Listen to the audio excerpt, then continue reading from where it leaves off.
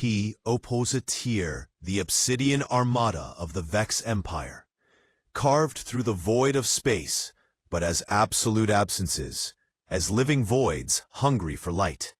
They moved with a chilling, silent purpose, their forms drinking the very twinkle of distant suns, leaving only perfect starless black in their wake.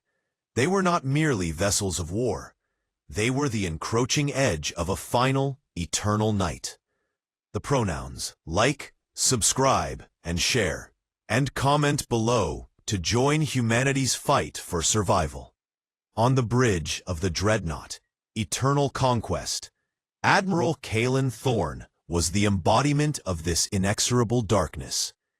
He stood a full head taller than his officers, a monolith of scarred gunmetal gray flesh and polished blue-tinged exoskeleton. Each groove and pockmark on his skin was a story, a carefully preserved testament to a world broken and a species extinguished. 17 such stories were written upon him. The cool, sterile light of the command center gleamed on the plates encasing his shoulders, making him look less like a man and more like a monument to conquest itself. Status. The word was not spoken, but issued, cold and flat, the sound of stone grinding against stone. Captain Ilya Mara approached, her movements a study in lethal efficiency. No step wasted, no gesture superfluous, the very essence of Vex perfection. The Krell defense fleet is ash, Admiral. Their orbital bastions have fallen. Ground resistance persists, but will be extinguished within the next cycle. Thorne's massive head inclined a fraction. The Krell had been fierce, defiant, their crystalline cities glittering with a desperate, final beauty. It meant nothing. The universe operated on immutable laws. Gravity pulled, light traveled, and the Vex conquered. This was not arrogance. It was simple, observable fact. Casualties? He asked. The question a procedural formality, a tick on a checklist. 23 vessels damaged. 8 are beyond salvage.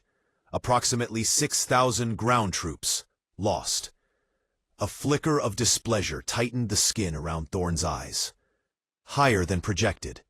The Krell's final act of spite, hidden resonance cannons buried in their asteroid belts, had been inelegant. A messy, emotional outburst. A negligible toll, he rumbled, dismissing the numbers as one might brush aside dust. Commence resource extraction immediately. Process suitable biological specimens for labor functions. All other life signs are to be purged. Ilya nodded, turning to execute the order. This was the grand, unchanging symphony of the Vex. The overture of discovery, the crescendo of annihilation, the silent coda of consumption.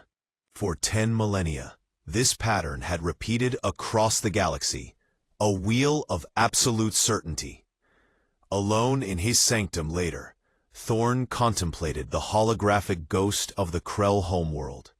It spun in silent, luminous agony, a marble of sapphire oceans and emerald, spiral-formed forests, now stamped with the invisible seal of the Empire. Its beauty was irrelevant. Its utility was everything. The door chime was a soft, intrusive note in his contemplation. Enter. End of paragraph. Intelligence Officer Wren entered, an anomaly among his kind, smaller, with a domed cranium that housed an intellect so dense it seemed to warp the air around him. His kind were calculators in the flesh, living paradoxes in a culture that prized physical supremacy. Admiral, Wren said, and Thorne detected an unfamiliar undercurrent in his tone, a vibration that was not purely logical. Their findings are atypical. Another primitive cluster to be catalogued, Thorne stated, not turning from the dying world. A developing civilization, Self-designation, humanity. Thorn's lip curled, revealing teeth filed to points. Another entry for the ledger. Another source of minerals, biomass, slave fodder. Display it. Ren gestured. The Krell world vanished, replaced by a swirl of starfields that dissolved into a single, unremarkable system. At its heart, a small, blue-green gem, their cradle world, Earth. A hydrosphere with continental landmasses, oxygen, nitrogen atmosphere, gravity 0.92 standard. The image pulled back, revealing a lonely yellow sun, 8 planets, a scattering of dwarves and debris. A simple, common arrangement. Technological index? Early stellar exploratory phase, Ren recited. Lunar and planetary colonies are nascent, fragile. Their fastest vessels are generation ships in concept, decades from reaching their nearest neighbor. Their weaponry is primitive. Fission devices, rudimentary fusion, kinetic projectiles. Then they are beneath consideration, Thorn concluded. Assign a sub-commander. Standard pacification protocol. Admiral, Ren's interruption was a breach of protocol so sharp it drew Thorn's full, glacial gaze. The anomaly is not in their possession, but in their velocity. The hologram shifted. Now it showed a rapid, stuttering parade of human history. Wooden sailing ships melting into steel dreadnoughts, biplanes blurring into sleek jets, towers of vacuum tubes collapsing into fingernail-sized silicon chips, chemical rockets clawing their way into orbit, then locking together into skeletal stations. From their first powered aerial vehicle to landing on their moon, 66 of their years. From discovering the atomic nucleus to fracturing it, a generation. No encountered species has exhibited such a frantic, exponential climb. Thorn observed the flashing images, as one might watch the frantic scurrying of insects before a storm. Rate of advancement is irrelevant if the peak is a shallow hill. Are they a threat? Ren's pause was telling. Their martial capabilities are negligible by our metrics, but their psychology is a discordant variable. Their history is a singular, sustained chronicle of conflict. Against their environment.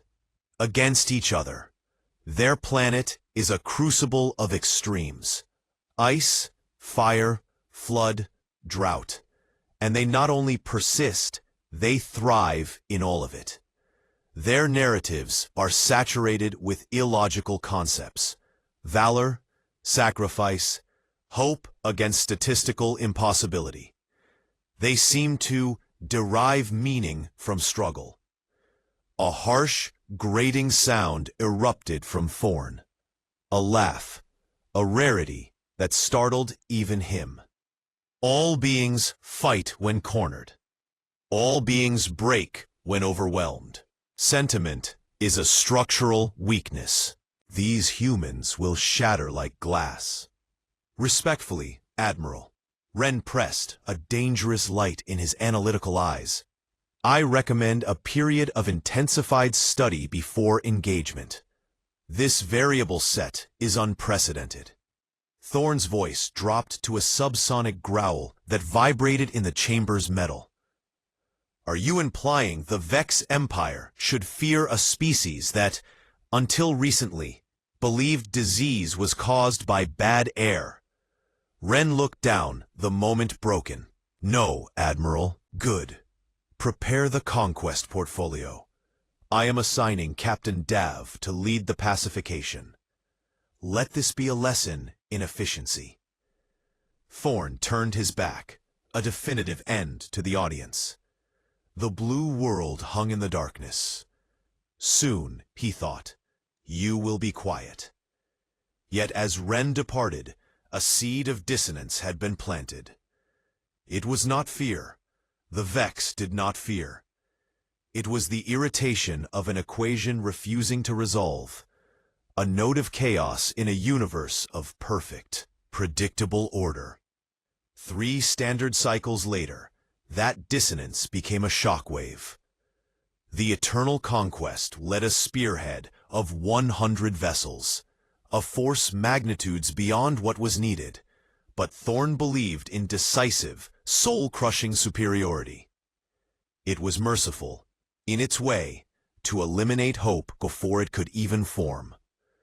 Captain Ilya approached, her normally impassive face etched with the faintest line of concern.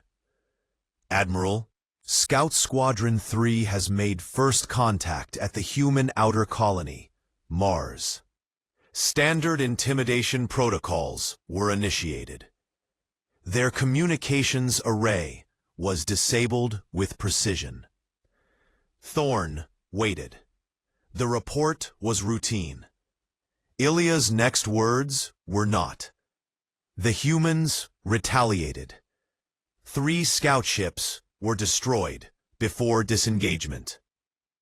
The background hum of the bridge seemed to swell, then hollow into a profound silence. 2,000 years. For 2 millennia.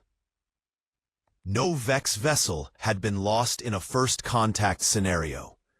The sheer statistical impossibility of it hung in the air. Explain. Thorn's word was a chip of ice. The squadron commander reports the humans employed non-standard tactics.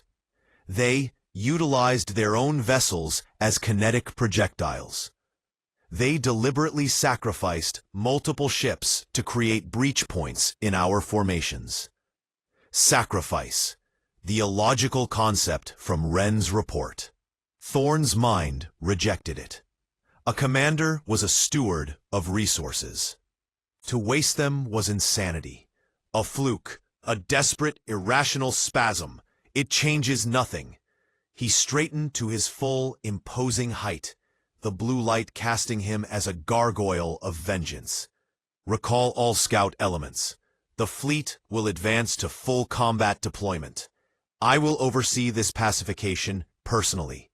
We will show them the true meaning of power. As the armada surged forward, a silent, invisible tide of blackness against the starfield, Thorn studied the tactical plot. Earth and its pathetic handful of outposts glowed with a soft, vulnerable light. Such a small thing, such a young, noisy thing. How could it possibly understand the silence of 10,000 years of absolute dominion? On the other side of the void, aboard the Earth Defense Force cruiser Defiant, Captain Elias Reed watched 6 alien shadows violate the Mars perimeter. They moved wrong. No inertia seemed to govern them. No drive plumes announced their presence. They were simply there. Then here, silent and smooth as sharks in deep water. "Any response to our hails?" Reed's voice was calm. A deep, steady river cutting through the crew's tension. 2 decades of patrolling the silent borders had taught him that panic was a luxury you paid for in blood.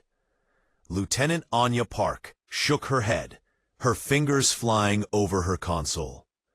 "Nothing across the spectrum, sir. Complete radio silence." Reed's jaw tightened. Humanity's own bloody childhood among the stars had written its first contact doctrine in fire. Be open, be clear, but never ever appear weak. Weakness was an invitation written in universal language. Send it again.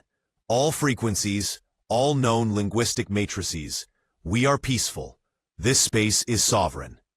The silence that followed was heavier than before. It was the silence of judgment. It was broken by 2 silent, blossoming flowers of light on the main screen, where Earth's comm satellites had been. They fired. Direct hits on the ComNet array. Park shouted. Reed felt a cold clarity settle over him. So, this was the answer. Not misunderstanding, not caution. It was the oldest answer of all. His face hardened into the mask of a man who has just seen the future, and it is war. Sound general quarters. Launch all defense squadrons. Inform Earth Command. Hostile first contact. Protocol 7 is authorized. Alarm klaxons screamed through the Defiance corridors. A primal, angry sound. On his tactical screen reads 20 ships, agile patrol vessels, gunships, a few aging frigates, moved into formation against the advancing darkness. They looked like sparrows wheeling before a thunderhead. Earth Command confirms, sir, Park said, her voice tight with adrenaline. Reinforcements are 8 hours out. We are the line. Protocol 7 is in effect. Protocol 7, the last line. No retreat, no surrender. Reed inhaled, the scent of ozone and fear sharp in his nose. He thought of his daughter, safe on Luna, probably looking up at the very stars he was about to fight in. All vessels, he commanded, his voice carrying the weight of a species' first stand. Execute Maneuver Thermopylae. In the Vex Scout command ship, Commander Char watched the human fleet's bewildering rearrangement with detached curiosity. Their formation was not a defensive sphere, but a shifting, asymmetrical pattern, some units surging forward while others held back. Primitive, he noted to his subordinate. Minimal shielding, negligible armor. Their attack pattern is chaotic. They are dividing their force against a superior enemy, his second observed. Tactical irrationality. What happened next was not irrational. It was horrific. Pause. The human ships didn't slow. They didn't line up for a broadside. They accelerated. 3 vessels, engines burning at catastrophic overload, speared directly toward a single Vex scout on pure collision vectors. Evasive action, Char barked. But the human ships were flying with a suicidal certainty that defied all Vex combat algorithms. The impact was not mere metal on metal. The human ship's reactors, deliberately pushed to critical mass, detonated in a synchronized, cataclysmic bloom. A triple-point electromagnetic tsunami washed over the Vex ship. Its shimmering shields flickered, strained, and died with a soundless scream of overloading energy. Char's analytical mind stuttered. Sacrifice during first contact. Before the stunned Vex crew could reroute power, the second wave of human ships was upon the now naked scout. Primitive railgun slugs and laser batteries concentrated fire on the exposed hull. Metal vaporized. Deck plates exploded into the vacuum. With a final, gut-wrenching tear, the Vex Scout came apart in a sphere of blue-white annihilation. Char stared at the expanding debris field, a cold void opening in his gut where certainty had lived. A Vex ship, destroyed by primitives. The battle was a short, brutal affair of flashing lasers and dying ships. When the last human vessel, a crippled gunship that had emptied its magazines before ramming a second Vex scout, finally fell silent, the tally was clear. Vex losses, 5. Human losses, 17. A victory by the arithmetic of war. A catastrophe by the mythology of the Vex. As his damaged scout limped from the killing zone, Char prepared his report to Admiral Thorne, his 6-fingered hands trembling, not with fear, but with the profound, civilization-shaking tremor of a paradigm shattered. How did one explain that the universe, for the first time in 10,000 years, had produced an answer other than submission? Back on the Eternal Conquest, Thorne read the report. The bridge grew colder with every word. 5 ships, lost, to them. He lifted his gaze, and the fury in his eyes was a cold, stellar fire. Commander Char has failed the Empire. His incompetence is a contagion. He is to be sanitized. Captain Ilya remained rigid. The battle recordings corroborate his account, Admiral. The tactics were unprecedented. Show me. The main viewer displayed the carnage. Thorne watched, unblinking, as humans deliberately turned their ships into bombs.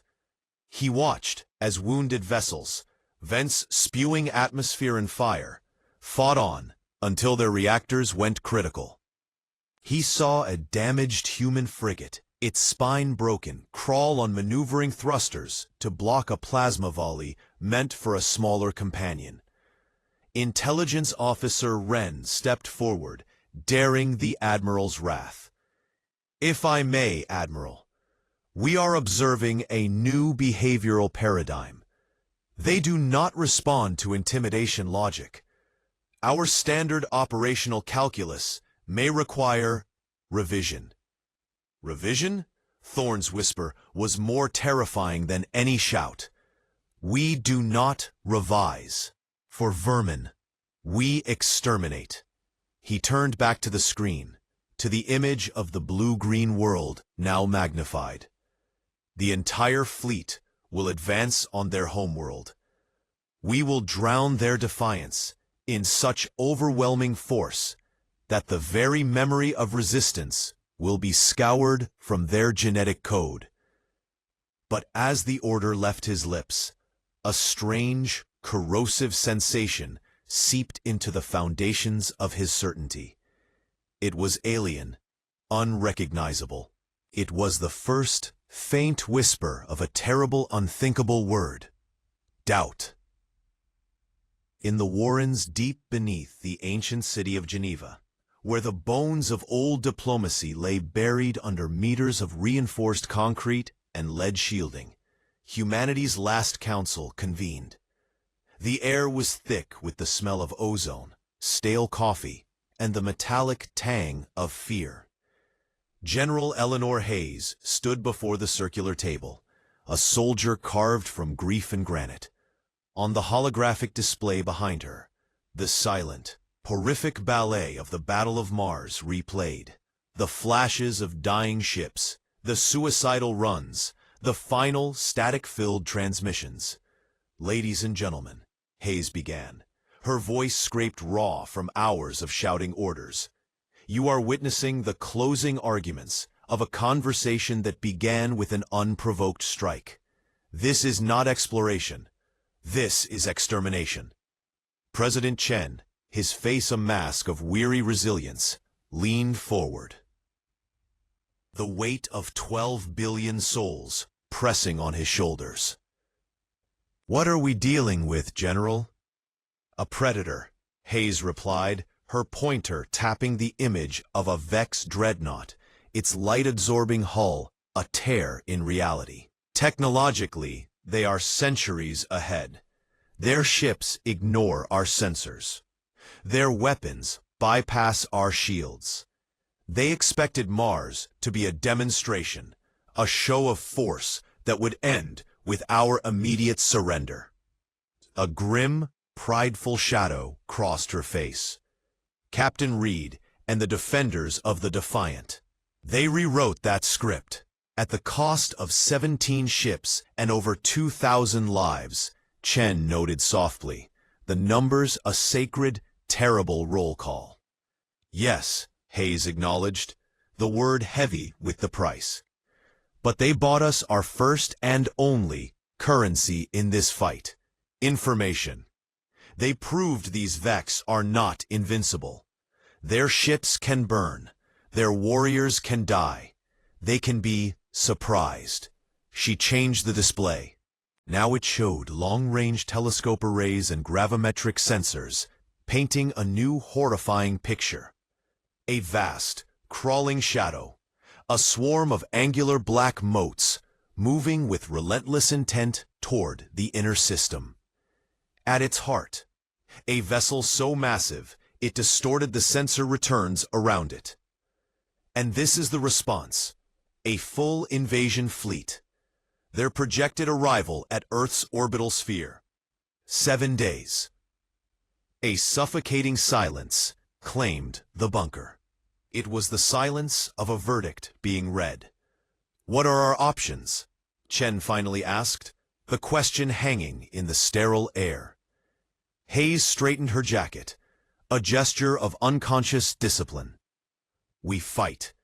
Civilian evacuations to deep cycle shelters are at 40% and accelerating. Every shipyard, from Luna to the Jupiter orbital platforms, is on wartime production. We are activating museum-piece weapons, retrofitting mining lasers, and arming cargo haulers. We will meet them with everything that can fly, float, or fire." The representative from the Pacific Coalition shook his head, despair etching his features. "General, will it be enough?" Hayes met his eyes, then the eyes of every person in the room. "In a conventional, fleet-to-fleet engagement, no. Their technology outmatches ours. Their numbers, based on these scans, likely do as well. A straight fight is a funeral." "Then what is the alternative?" Chen pressed, his fingers steepled before him. "Suicide runs are a tactic, not a strategy. We don't fight their war," Hayes said, a fierce light igniting in her gaze. She touched the console, and the display changed to a rotating image of Earth. Its blue oceans, its green and brown continents, its swirling white clouds. "We fight ours. Humanity didn't survive ice ages, plagues, and our own self-inflicted darkness by being stronger. We survived by being more stubborn, by adapting, by enduring." The image zoomed in, overlaying a complex, multi-layered web of defenses. "We make them pay for every kilometer of space. We bleed them in the asteroid belt. We ambush them at Lagrange points. We turn our colonies into fortresses and our moons into snipers' nests. We fight a war of attrition they have never had to imagine, because no one has ever been mad enough to try." Dr. Eris Thorne, head of Xenotechnology. The irony of his surname was a bitter, private joke, stood. He was a small man with eyes magnified behind thick glasses, but his voice held a steel core. "General Hayes is correct. The data from Mars is a Rosetta Stone. Their technology isn't magic, it's advanced engineering. And all engineering has flaws." He brought up schematics derived from sensor ghosts and debris analysis. "Their shield harmonics are predictable. Their power conduits are vulnerable to specific EMP frequencies.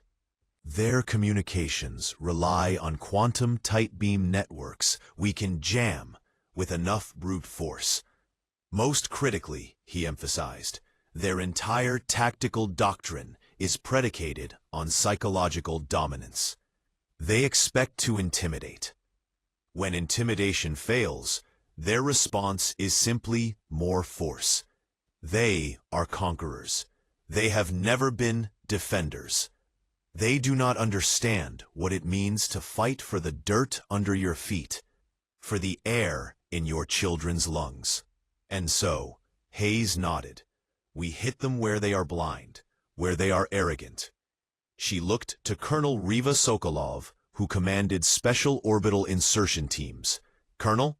Sokolov stood, a woman of sharp angles and sharper resolve. "Project Ghostwalk is operational. We've taken 6 Hermes-class scout runners and retrofitted them. The display showed the sleek, stealth-coated vessels. We've integrated captured Vex hull matrix segments. Their sensor cross-section is now 0.003%. They are invisible ghosts. We insert small teams onto Vex capital ships. Sabotage, intelligence gathering, capture of secondary systems. The mission profile has an estimated survival probability of 8%. It's a suicide mission, the European representative stated bluntly. It is, Sokolov agreed, her expression unchanging. We have 3,000 volunteers. We only need 6 crews. President Chen surveyed the room. The military's grim determination, the scientists' feverish intellect, the politicians' dawning, horrified resolve. They were no longer leaders of nations. They were caregivers for a species in intensive care. Will this be enough, General? Truly? Hayes held his gaze for a long moment. The truth was a heavy stone in her chest. By itself? No. But it's a thread. We pull enough threads, and even a giant can stumble. Our goal is not to win a battle, Mr. President. It is to make the cost of this conquest higher than its value. We need to make them look at Earth and see not a prize, but a wound that will never close. As the council dissolved into frantic planning groups, Chen motioned Hayes aside, his voice dropping to a whisper. The other project, Eleanor, Project Trojan, status? Hayes glanced around, ensuring a cone of privacy. The prototype is complete. It will be deployed with the second ghost walk insertion. Dr. Thorne believes he has 涅抗工程 their primary shield modulator. She allowed herself a thin, razor blade of a smile. If it works, we won't just be hiding from their technology. We'll be wearing it. Above the rusty plains of Mars, the sky cracked open. Not with light, but with an anti-light, as the Vex fleet emerged from their faster-than-light travel. Hundreds of ships blotted out the sun, casting the new Mars colony domes into an artificial, chilling twilight. The colony, humanity's first proud step onto another world, a jewel of terraformed determination, now huddled under the shadow of the Predator. In the colony's command center, Colonel Ilera Vance watched the tactical plot fill with hostile icons. She was a veteran of the resource wars, her body a map of old injuries, her spirit tempered in the crucible of scarcity. Evacuation status, she asked, her voice calm, a rock in the rising tide of panic. 90% complete, Colonel. Her executive officer, Major Finn, replied. Last transport lifts in 15. It's just us and the volunteers now, and our welcoming party. All automated defenses are hot. The Kessler minefield is armed. Every soldier is in position, prepped for CQB in low G. They know the drill. Outside, 2,000 Earth Defense Force troops waited in hardened bunkers and camouflage trenches. They were a mosaic of humanity. Career soldiers, former engineers, volunteers who had never held a gun before the news from Earth. They shared no common language of birth, but a unified language of purpose. They had seen the transmissions. They knew the math. And not one had boarded the evacuation ships. A voice, deep, synthetic, and thick with disdain, boomed across every frequency, piercing the colony's dome and echoing in every helmet. Attention, human colony. This is Admiral Kalen Thorne of the Vex Empire. Your defiance has been noted. Your home world will suffer for it. Surrender now, and your lives may be spared for servitude. Resist, and you will be erased from existence. You have 1 hour to demonstrate compliance. In the command center, silence hung for a beat. Then, Colonel Vance stepped to the comms panel. She didn't consult her officers. She didn't hesitate. She opened the channel, her voice clear, steady, and dripping with a contempt that was uniquely, gloriously human. Admiral Thorne, this is Colonel Alara Vance of the Earth Defense Force, Martian Command. We've considered your generous offer. She paused, letting the silence across the void stretch. Our unanimous response is this. You can try and take this red rock from us, but you'd better bring a bucket, because we're going to make you bleed for every grain of sand. She cut the transmission and turned to Major Finn, whose face was split by a fierce, wild grin. That should get their attention, she said dryly. On the bridge of the Eternal Conquest, Thorne's hand clenched the arm of his command throne so tightly the composite material creaked in protest. The translation matrix had conveyed not just the words, but the tone, the sheer insulting disregard. They mock us, he hissed, the air around him growing colder. Intelligence Officer Wren, ever the specter at the feast, ventured forward. Admiral, this aligns with the psychological profile. Provocation is a tactic. They seek to disrupt our equilibrium, to lure us into error. They seek a swift death, Thorne snarled. Grant it to them. Begin the landing. Primary target, their central habitation dome.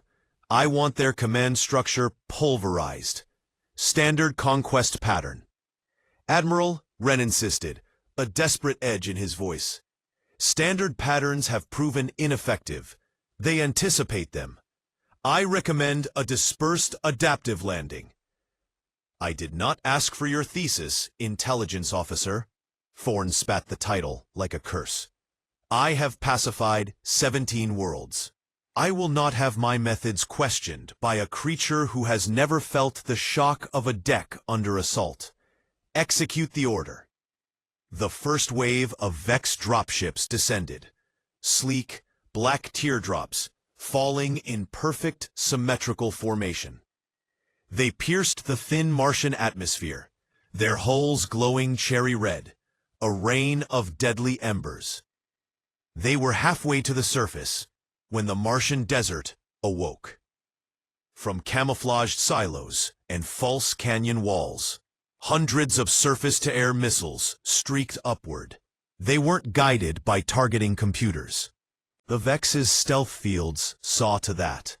Each missile was piloted remotely by a human operator deep in the colony's bunkers, men and women who had trained for this moment in high-G simulators for weeks, their reflexes and intuition wired directly into the kill chain.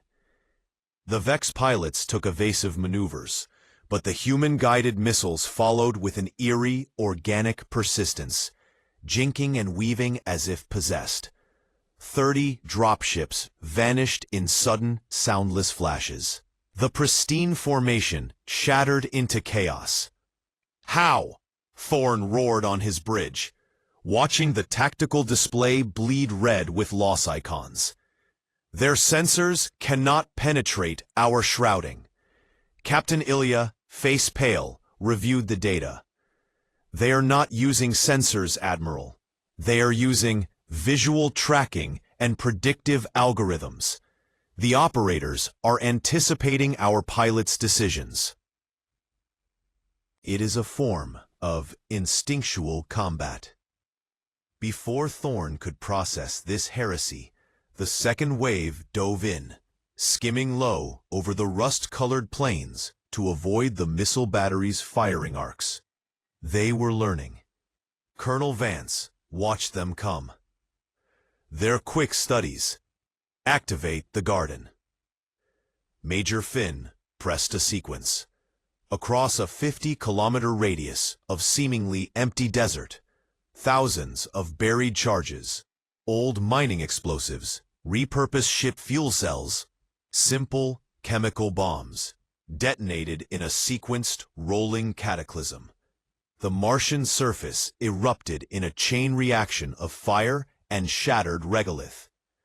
The low-flying Vex craft flew directly into a wall of shrapnel and concussive force. More fell, broken birds spiraling into the dust. But many, so many, punched through the firestorm, The first Vex warriors touched down 2 miles from the main dome. They disembarked, 8-foot-tall titans in onyx combat armor, moving with a synchronicity that was beautiful and terrible. Sub-Commander Drav led them, his confidence unshaken. The enemy's tricks were spent. Now was the time of direct application of power. His forward scout team vanished from the tactical net. "Report," Drav commanded. Silence. Team 2, advance and investigate. The ground beneath the feet of his front-line platoon then liquefied into a hellmouth. Arid-shaped charges, triggered by seismic sensors, detonated upwards.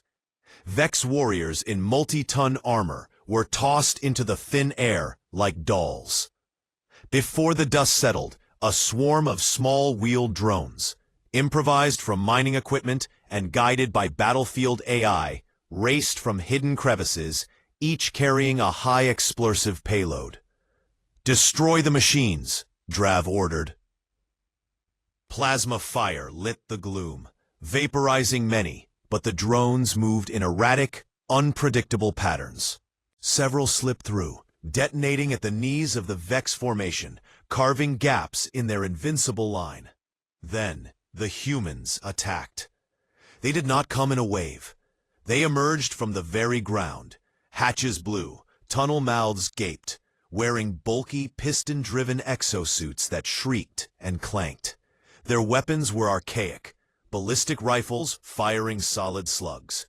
But they fired with an unnerving precision, concentrating fire on joint seals, visor seals, power pack couplings.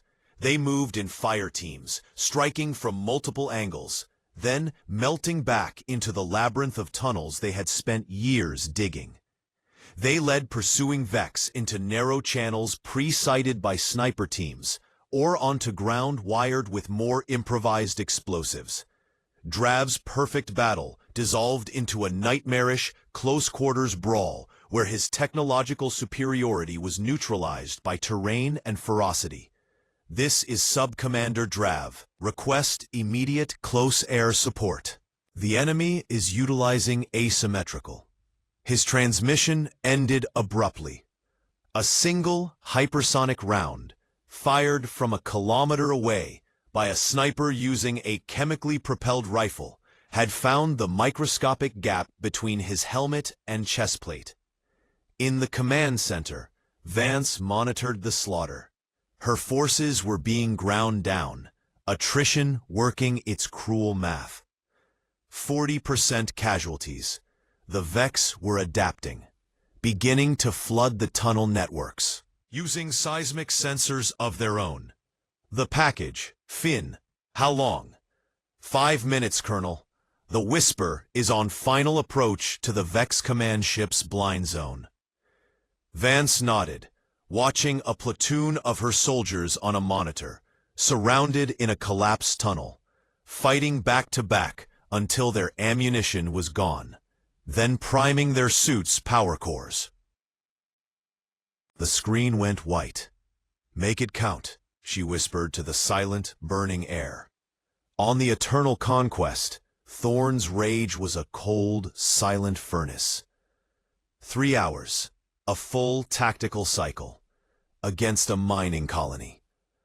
"Orbital bombardment," he stated, his voice devoid of all emotion. "Saturation pattern on grid sectors Alpha through Gamma. Reduce their defensive structures to molten slag." Captain Ilya and Wren exchanged a horrified glance. "Admiral," Ilya ventured, "the resource extraction protocols, the mineralogical surveys indicate." "I am no longer interested in their ores, Captain," Thorn shouted, finally erupting. "I am interested in their extinction. They have stained the honor of the Empire with their disorder.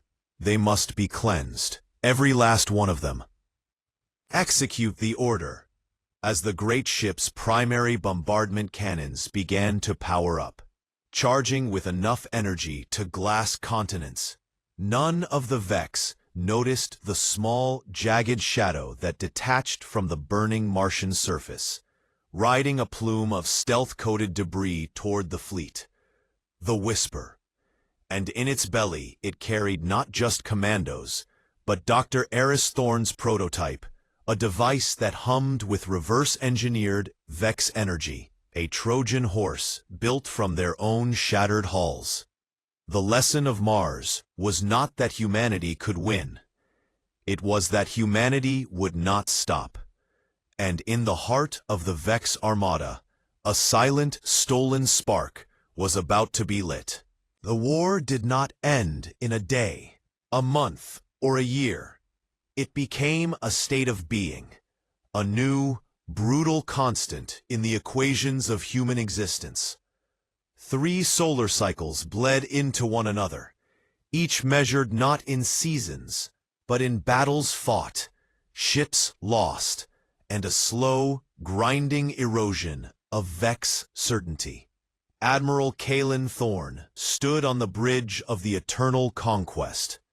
But the vessel, like its master, bore the scars of a conflict that refused to conform. Fresh weld lines cross-hatched its obsidian hull. The bridge lighting was permanently tinged with the amber hue of backup systems. The air, once impeccably sterile, carried the faint, metallic odor of recycled coolant and persistent repairs. Before him, the swirling ochre majesty of the gas giant Jupiter filled the viewport, its radiation belts a deadly, beautiful shroud that had become a graveyard for Vex assumptions. What should have been a simple cleansing operation against the human mining outposts on Callisto had metastasized into yet another tactical ulcer. The human defenders were no longer a desperate, flailing resistance. They were a phantom fleet, emerging from behind the giant's lethal electromagnetic storms to strike with surgical, venomous precision before vanishing back into the tempest. "Admiral," Captain Ilya reported, her voice stripped of its former unwavering confidence, now merely functional. "Battle Group 3 is reporting catastrophic shield failure. The humans are deploying a new weapon, a phased plasma torpedo that bypasses our harmonic deflectors entirely. 2 cruisers are lost." Thorne did not roar. His fury had been compressed over 3 years into something denser and more dangerous, a core of frozen, bewildered rage. New scars, pale against his gray skin, mapped his own close encounters with human ingenuity. A boarding action repelled at Titan, a bridge hit during the series engagement. His once imposing posture was subtly bowed, as if under the cumulative weight of 1,000 unexpected defeats. "Redirect the reserves from Battle Group 5, he ordered, the command emerging as a monotone, "and launch all remaining fighter screens. Target their command and control vessels. Prioritize the one they called Defiance." It was then that Intelligence Officer Wren approached. Unlike Thorne, the years had not diminished him. They had energized him. His oversized cranium seemed to thrum with a relentless, consuming curiosity. The human enigma was the ultimate puzzle, and he was obsessed with its solution. "Admiral," he said, studying a data slate alive with aberrant readings.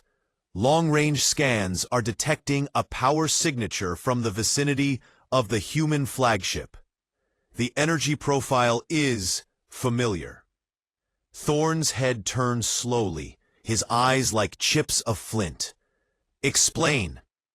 "It reads as a Dreadnought-class gravimetric wake and a Mark 7 shield matrix frequency, but the modulation is wrong, more efficient. The harmonics are cleaner." A cold, sickening understanding dawned in Thorne's gut.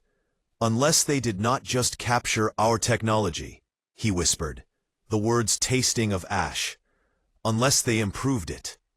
Before the alarm could be fully voiced, the human ship emerged. It slid from behind the volcanic moon Io, not with a roar of thrusters, but with a silent, predatory grace.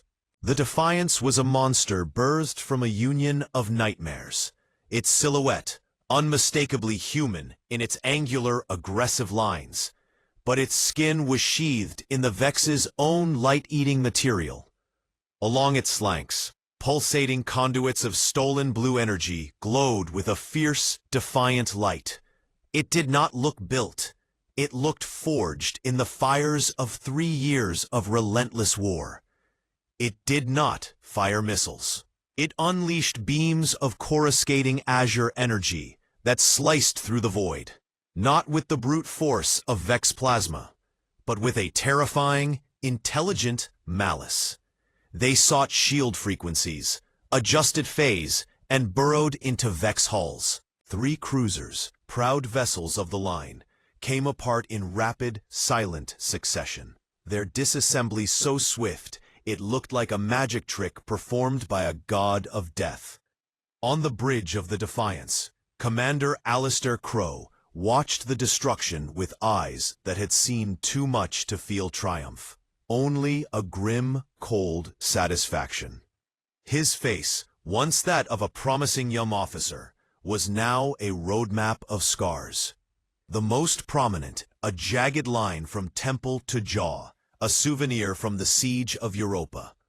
Beside him, Dr. Eris Thorne, who had legally changed his middle name to Prometheus, monitored the stolen shield matrix, his fingers dancing over a console that was a chaotic hybrid of human and Vex interfaces. Shield absorption at 98%, Eris reported, his voice tight. Their concentrated fire is feeding our capacitors. The reverse polarity trick works. Don't get cocky, Doctor, Crow said, his gaze fixed on the tactical plot where the Eternal Conquest burned like a dark star. That's Thorne's flagship. He won't just sit there. He was right. Aboard the Vex Dreadnought, Thorne's voice was a whip crack. All vessels, concentrate all fire on that abomination. Priority target Alpha. A storm of energy converged on the Defiance. The space around it became a solid wall of annihilation, and the human ship's shields, glowing a furious, brilliant blue, held. They didn't just hold, they brightened, drinking in the fury directed at them. They've inverted our own paradigm, Wren murmured, a horrifying awe in his tone. They use our strength as their armor.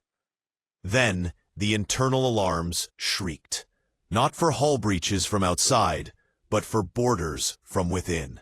Multiple security breaches. Decks 7, 12, and the primary power conduit, Ilya announced, her composure finally cracking.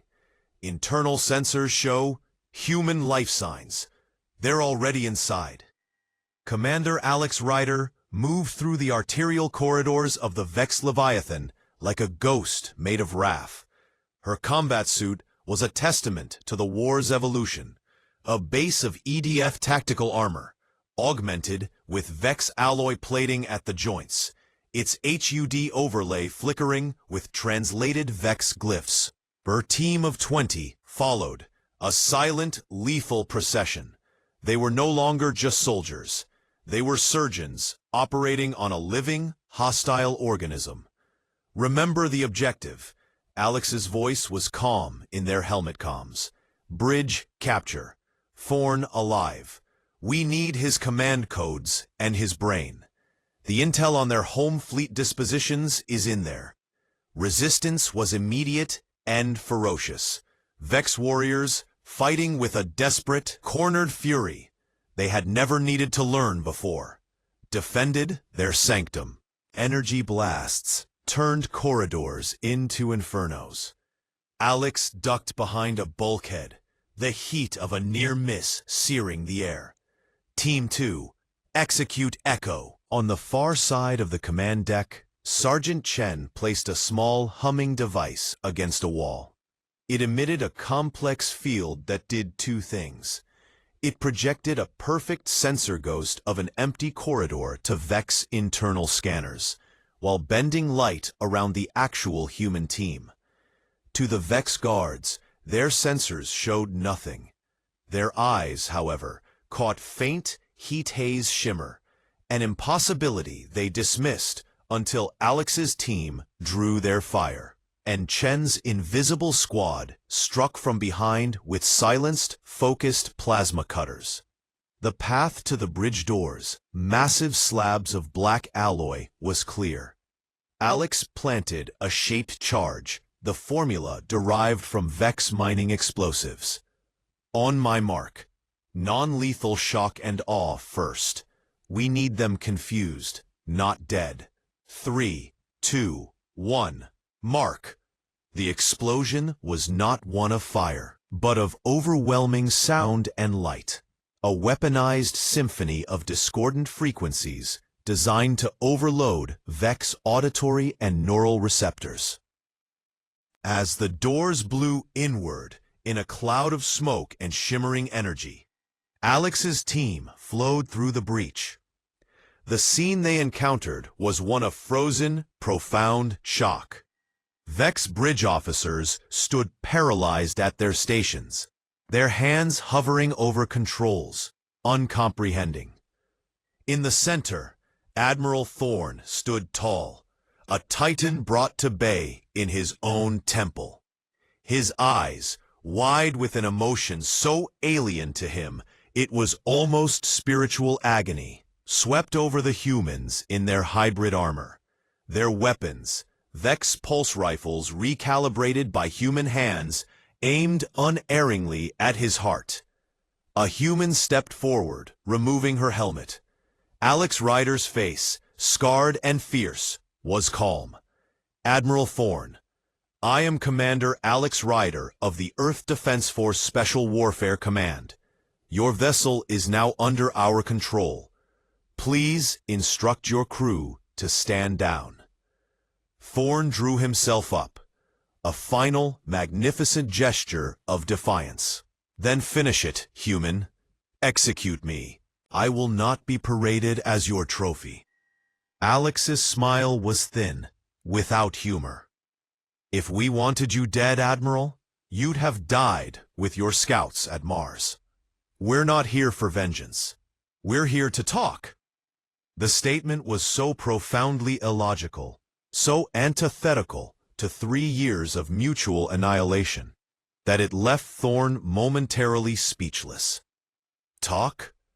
3 years, Alex continued, her voice echoing in the silent bridge. Millions of lives. Worlds scarred. For what? To prove which of us is better at killing? We have learned a terrible truth about each other, Admiral. We are equally proficient. She took a step closer. Your empire is 10,000 years old. Ours, a blinking eye in cosmic time. And yet, here we stand. In your sanctum, with your guns. What does that tell you? It was Ren who broke the silence, stepping from behind a console, his hands raised in a gesture of peace. Commander, may I? Alex nodded. Admiral, Ren said, turning to his commander, his voice urgent. She speaks the truth, but not the whole truth. Their strength was never in matching our technology. It was in their ability to absorb it, metabolize it, and make it their own.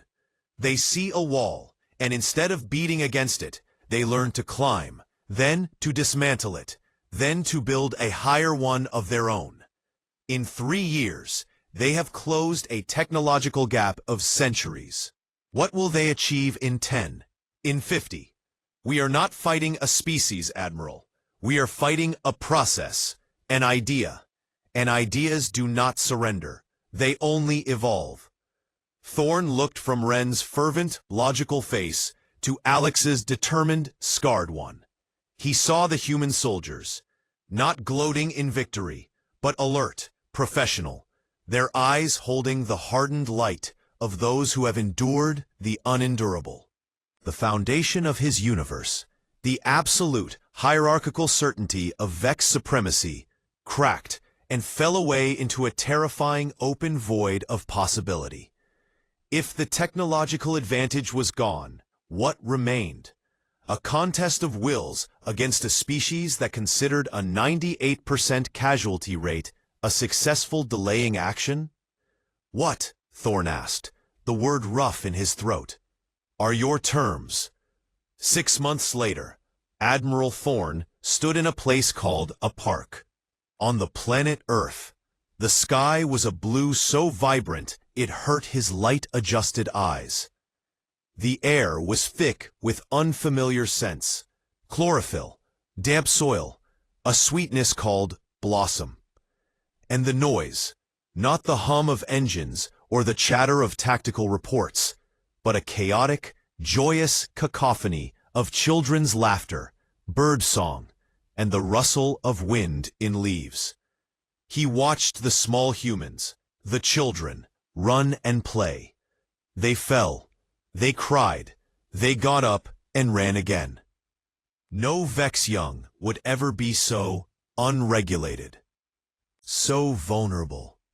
And yet, the adults nearby watched with expressions not of anxiety, but of a deep, quiet contentment. It was baffling. Ambassador Alex Ryder, her uniform now exchanged for a simple dark suit, approached and stood beside him, following his gaze. Still trying to decipher the code? Thorn nodded slowly. They play. While in orbit, our respective battle groups maintain a ceasefire that could shatter on a single misinterpreted signal, while diplomats argue over resource rights and territorial boundaries. This frivolity in the face of existential uncertainty, it is irrational. Alex said softly, "It's the point. We don't fight for the right to exist in a bunker, Admiral. We fight for the right to this." She gestured to the scene. For the right to be fragile, to be messy, to hope. We fight so that falling down is followed by getting back up.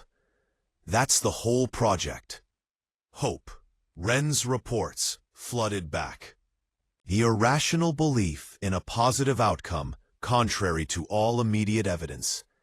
A psychological virus the Vex had no immunity against. A small human child, no higher than Thorn's knee, detangled herself from a game and trotted over. She stared up at the giant gray being with wide, unafraid eyes. In her hand, she held a piece of flimsy, colorful material. She thrust it up toward him. "For you," she said, her voice clear. Thorn, after a moment's hesitation, took it. It was a drawing. In waxy, exuberant lines, it depicted 2 ships. One, a black wedge, was crude but recognizable as Vex. The other, a blocky shape with flame at its tail, was human. They were not firing at each other. They were side by side, pointed at a huge, smiling yellow sun. Between them, a word was scrawled in uneven letters. Friends. The child beamed, then turned and ran back to her game. Thorn stared at the drawing. The simplicity of it was a hammer blow to the complex, grim architecture of his life. He looked at the children playing, at the parents watching, at the green grass and the blue sky. He thought of the sterile, orderly perfection of Vex conquests, worlds stripped, silenced, added to a ledger. He thought of the screaming, defiant chaos of humanity, a chaos that created art from pain, community from conflict, and now, impossibly, an offer of peace from the brink of mutual destruction. "Your empire is 10,000 years old," Alex said, her voice barely above a whisper. "Imagine what we could build, together, that might last for 20,000. Thorn carefully, precisely, folded the child's drawing. He did not place it in a data archive or a tactical folder. He slid it inside his uniform, over the place where his heart, or its Vex analog, would be. The paper was warm from the child's hand. "Together," he repeated. The word was strange on his tongue. It tasted not of certainty, but of potential. It tasted faintly of the green world around him. As they walked along the path, Thorn realized the profound irony of the war. The Vex had feared nothing, for there was nothing in the universe that could challenge them. Then they met humanity and learned true fear, not of death, but of irrelevance, not of defeat, but of a future where their glorious, conquering history was just a prologue to a shared, uncharted story. The war had been a lesson written in blood and fire. This peace, this fragile, terrifying, open-ended experiment was the test. And for the first time since seeing a blue-green world on a hologram, Admiral Kalen Thorn felt not the cold thrill of impending conquest, but the warm, unsettling, and utterly novel tremor of a beginning. He felt the alien sensation grow, unfurling within him like a strange new organ. It took a moment to name it, to accept its terrifying, wonderful presence. It was hope.